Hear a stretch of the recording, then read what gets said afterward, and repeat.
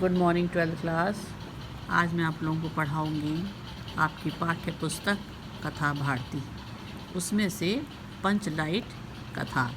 ठीक है, परीक्षा में प्रश्न आता है, पंचलाइट कहानी का सारांश अपने शब्दों में लिखिए। पंचलाइट रेणु जी की आंचलिक कहानी है। कहानी में बिहार के एक पिछड़े गांव के परिवेश का सुंदर चित्रण प्रस्तुत किया गया है। महतो टोली में अशिक्षित लोग हैं। उन्होंने राम नवमी के मेले से पेट्रोमैक्स खरीदा, जिसे वे पंचलैट कहते हैं। पंचलैट को ये सीधे सादे लोग सम्मान की चीज़ समझते हैं। पंचलाइट को देखने के लिए टोली के सभी बालक, औरतें और मर्द इकट्ठे हो जाते हैं। सरदार अपनी पत्नी को आदेश देता है कि शुभ कार्य को करने से पहले वह पूजा पाठ का प्रबंध कर ले।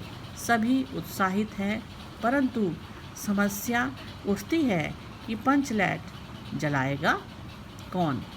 सीधे सादे लोग पेट्रोमैक्स को जलाना भी नहीं जानते। इस टोली में गोधन नाम का एक युवक है। वो गांव की मुनरी नामक युवती से प्रेम करता है। मुनरी की मां ने पंचों से गोधन की शिकायत की थी कि वह उसके घर के सामने से सिनेमा का गाना गाकर निकलता है। इस कारण पंचों ने उसे जाति से निकाल रखा है। मुनरी को पता है कि गोधन पंचलाइट जला सकता है। वह चतुराई से यह बात पंचों तक पहुंचा देती है। पंच गोधन को पुनः जाति में ले लेते हैं। वह पंचलाइट को जला देता है। मुनरी की माँ गुलरी काकी प्रसन्न होकर गोधन को शाम का भोजन करने का निमंत्रण देती हैं। पंच भी अति उत्साहित होकर गोधन को कह देते हैं, तुम्हारा 7 खून माफ, खूब गाओ सलीमा का गाना। पंचलाइट की रोशनी में लोग भजन कीर्तन करते हैं तथा उत्सव मनाते हैं। कहानी का कथानक सजीव है। सीधे सादे अनपढ़ लोगों की संवेदनाओं को वाणी देने में रेणु जी का अत्यधिक योगदान है। रेणु जी ने इस कहानी में यह भी दर्शाया है कि भौतिक विकास के इस आधुनिक युग में भी भारतीय गांव और कुछ जातियां कितने अधिक पिछड़े हुए हैं।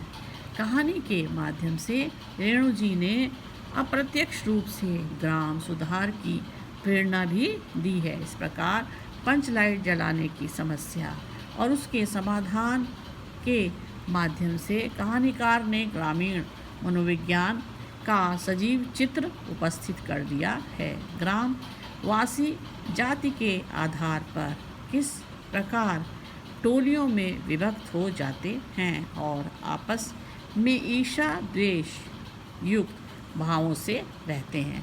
इसका बड़ा ही सजीव चित्रण इस कहानी में हुआ है। बच्चों, ये कहानी आपकी समाप्त हो गई। इसका सारांश मैंने आपको समझा दिया। ठीक है, आप कथा भारती की कॉपी बनाएंगी और कथा भारती की कॉपी में इस प्रश्न के उत्तर को जो मैंने आपको अभी समझाया है, इसको करेंगी। ठीक है।